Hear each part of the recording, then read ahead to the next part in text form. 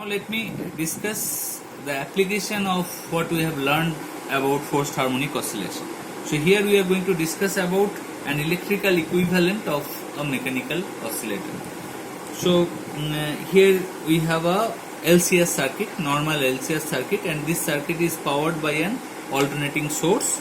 That source has a EMF E naught cos omega 1t. It can even be E naught sin omega 1t or E naught e to the power of j omega 1t. Okay, doesn't matter. Okay, so this is the circuit. Now we have to, what is the question?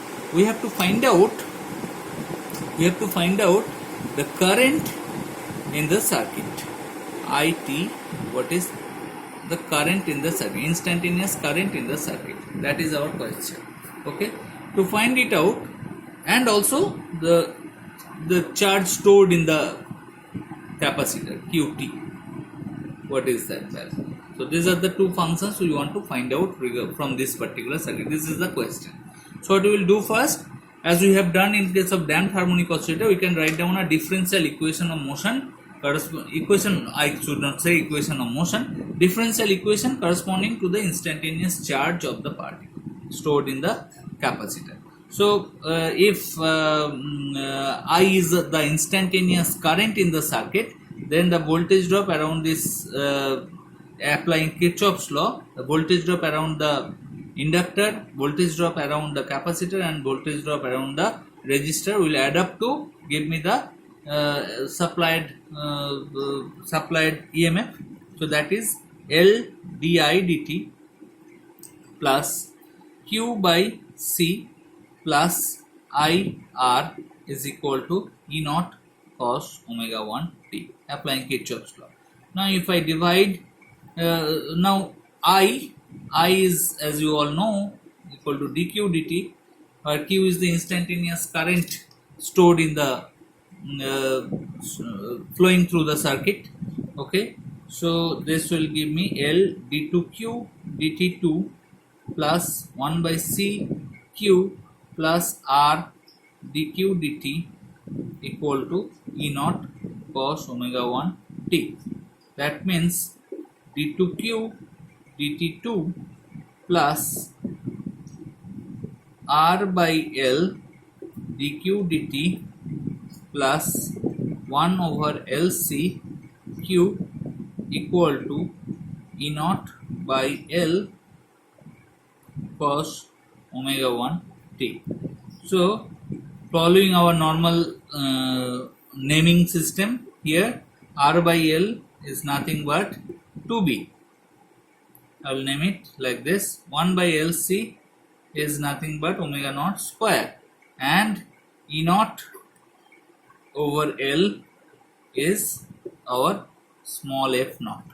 Okay, so if I write it like this, then Q, if I solve the differential equation in the steady state, you have to understand, in the steady state the solution of this differential equation will be some Q naught, okay, cosine of omega 1 t minus phi 1. Okay, Q1, let me write it like this, Q1, where this Q1, okay, where this Q1 is nothing but f naught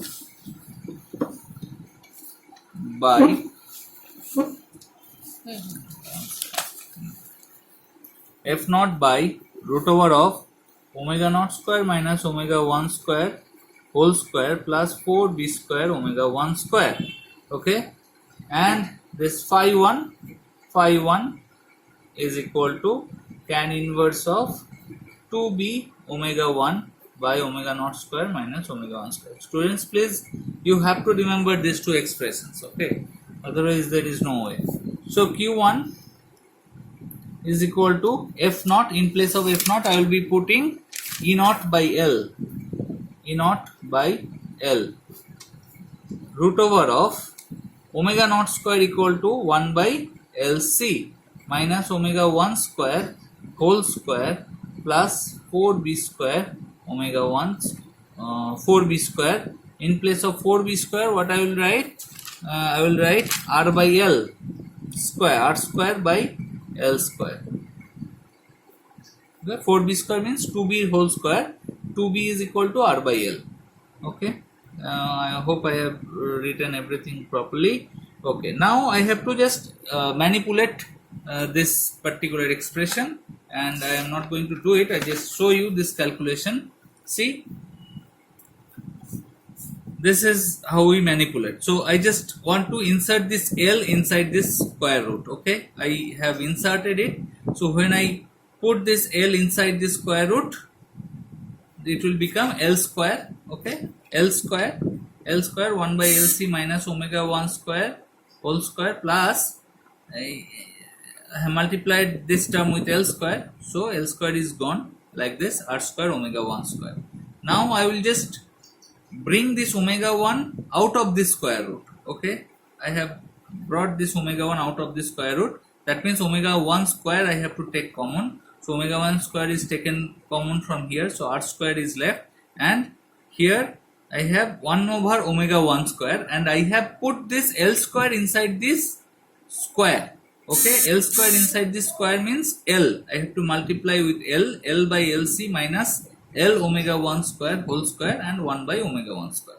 Now what happens here is that, so now if I want to put this omega 1 square inside this square, then I have to multiply with 1 by omega 1, both this term. So 1 by omega 1 into C, 1 by omega 1 C minus omega 1 L whole square plus r square. So this is like 1 by omega 1 C minus omega 1 L square plus r square. So I will just write this final expression. This Q1 comes like E naught by omega 1 r square plus 1 by omega 1 C minus omega 1 L whole square root over. Okay, so this is the expression we have got.